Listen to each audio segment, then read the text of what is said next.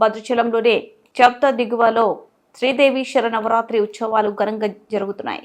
1964 సంవత్సరం నుంచి ప్రతి ఏడాది ఉత్సవాన్ని చేయడం ఆచారంగా వస్తుంది. ఆనాటి నుంచి ఈనాటి వరకు 4.5 అడుగులు అమ్మవారి విగ్రహాన్ని మాత్రమే ప్రతి ఏడాది ఒకేలాంటి విగ్రహాన్ని మాత్రమే ఏర్పాటు చేయడం ఇక్కడ సాంప్రదాయం.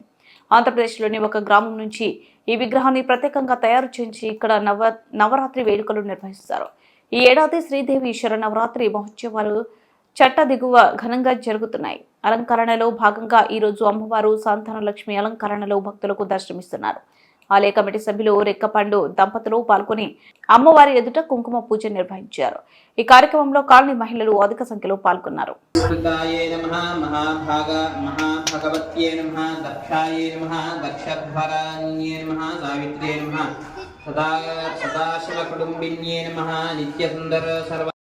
పూజాంజలిం సమర్పయామి.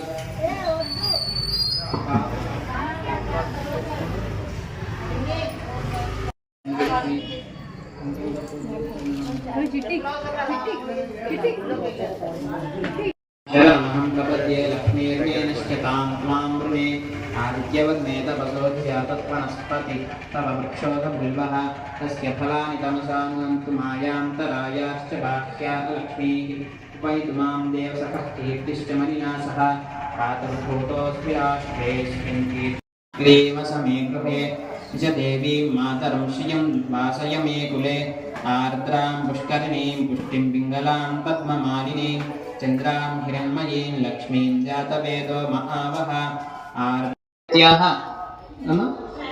प्रणवनामधेयस्य अभिज्ञानामधेयस्य